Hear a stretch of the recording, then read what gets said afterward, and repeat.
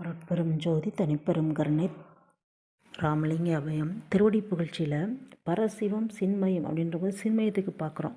ஏற்கனவே பரசிவம் பார்த்தாச்சு. சின்மயம் சித்து ப்ளஸ் மயம். சித்து என்றால் ஞானம். இப்போ ஞானம்னா பிரபஞ்சம் முழுக்க அப்படியே அண்ட சராசரங்கள் முழுக்க நீக்கமர நிறைந்திருக்கக்கூடியது ஞானம். அதுதான் இறைவனோட தனிப்பெருங்கருணை. அந்த சின்மயமாக இருக்கக்கூடியவர் அந்த பரசிவத்துடைய இயல்புகள் வந்து அடுத்தடுத்து சொல்லி வர்றாங்க. அப்போ இங்கே ஞானம் அப்படின்ற போது பெருமானார் வந்து அதை வந்து உபாய ஞானம், உண்மை ஞானம், அனுபவ ஞானம் அப்படின்னு சொல்லிட்டு உரைநடை பகுதியில் சொல்லி வர்றாங்க. உபாய ஞானம் வந்து ஜீவ அறிவு, அது வந்து நட்சத்திர பிரகாசம். உண்மை ஞானம் வந்து சந்திர பிரகாசம், ஆன்ம அறிவு. அனுபவ ஞானம் இதுதான் வந்து ஆன்ம அறிவு தான் வந்து அனுபவ ஞானம் தான் வந்து ஆன்ம அறிவு. எல்லா வஸ்துக்களையும் தெரிந்து அனுபவிக்கக்கூடிய சூரிய பிரகாசம் போன்ற கடவுள் அறிவு தான் வந்து அந்த அனுபவ ஞானம். இப்போ இந்திரிய அறிவுனா நாம ரூபமின்றி காண்பது இந்திரிய காட்சி. இந்த இந்திரிய காட்சி மூலமாக தான் இந்த கரண காட்சியை வந்து நம்ம கண்டுகொள்ள முடியும். அப்புறம் ஜீவ காட்சி மூலமாக ஜீவ அறிவு. அப்புறம் எதையும் தானாக அறிதல் ஆன்ம காட்சி. ஆன்ம அறிவு தான் வந்து பதி அறிவு, கடவுள் அறிவு, அதான் தோற்றுவிக்கும் அறிவு. இப்போ இந்த ஞானத்தையும் வந்து பெருமான் வந்து அபரஞானம் பரஞானம் அப்படின்னு சொல்லிட்டு ரெண்டாக சொல்கிறாங்க. அபரஞானம்னா சாஸ்திர ஞானம்.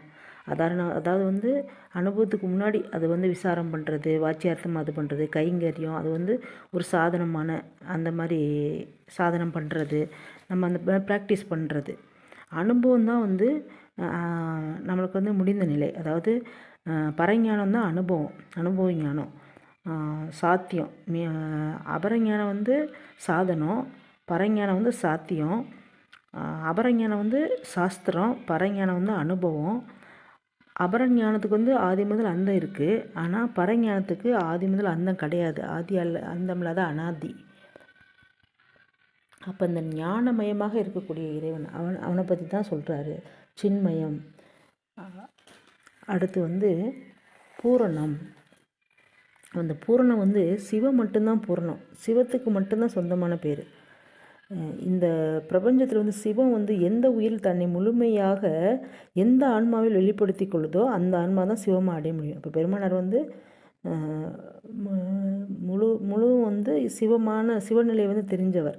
அப்போ வந்து அவர் பூரணமானவர். அப்போ இறைவனுக்கு அடுத்து பூர்ண பாக்கியம் பெற்றவர் வந்து நம்ம பெருமானார். அந்த பூரணம்னா எங்கும் நீக்கமாக நிறைந்திருக்கக்கூடியவன், அந்த சிவ தன்மை பெற்றிருக்கக்கூடியவன். அந்த சிவத்தன்மையை நம் பெருமானார் பெற்றிருக்கார், பூரணம். அடுத்து சிவபோக பாக்கியம். இந்த பூரணம் தான் வந்து சிவபோக பாக்கியம், அந்த சிவ அனுபவம். அந்த சிவ அனுபவத்தை பெறுது தான் பெரும் பாக்கியம். அதுதான் ஆன்மாவின் லாபம், அந்த மரணமில்லா பெருவாழ்வு. அதுதான் வந்து பேருபதேசத்துலேயும் சொல்லியிருப்பாங்க, ஜீவகாரணி ஒழுக்கத்துலேயும் சொல்லியிருப்பாங்க. பெருமானா அந்த சிவ அனுபவத்தை பெறுது, அதுதான் ஆன்ம லாபம், மரணமில்லா பெருவாழ்வு, அந்த இறைவனோட களத்தல். அதுதான் வந்து நம்மளோட சிவபோக பாக்கியம். அதை நம்ம பெருமானார் பெற்றுக்கொண்டார். நம்முள்ள இருக்கிற அந்த அற்புரிஞ்சதை பூர்ண அனுபவமாக வெளிப்படுத்திக் கொள்வது தான் சிவ அனுபவம். அந்த சிவபோக பாக்கியம் வந்து எல்லாமுள்ள இறைவன் பெற்றிருக்கார். அதுக்கடுத்து நம்ம பெருமான் பெற்றிருக்கார்.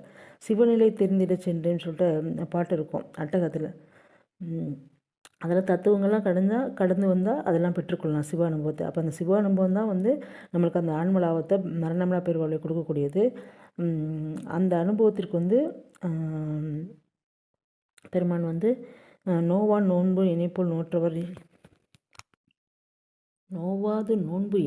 நோற்றவரும் எஞ்ஞான்றும் சாவாவரம் இணைப்போல் சார்ந்தவரும் தேவா நின் பேரருளை என்போல் பெற்றவரும் எவ்வுலகில் யார் உளார் நீ சற்றியாரை. அப்போ பெருமான் வந்து அந்த தவம் செய்து அந்த சிவநிலையை தெரிஞ்சதுனால தான் இதை வந்து இவ்வளோ இதாக சொல்கிறாங்க. அதுதான் சிவபோக பாக்கியம்.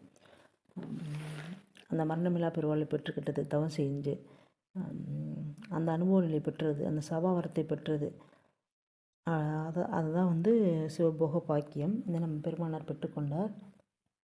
அந்த சிவ அனுபவம் தான் வல்லாருக்கு முன்பு வந்து முத்தி பெற்றவங்க இருப்பாங்க, ஆனால் சித்தி பெற்றவங்க கிடையாது. முத்தி என்பது நிலை 300 சாதம், சித்தி என்பது நிலை சேர்ந்த அனுபவம் சொல்லியிருக்காங்க. அப்போ அந்த சிவ அனுபவம் தான் வந்து சிவபோக பாக்கியம்.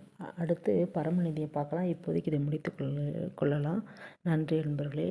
ராமலிங்க அபயம்.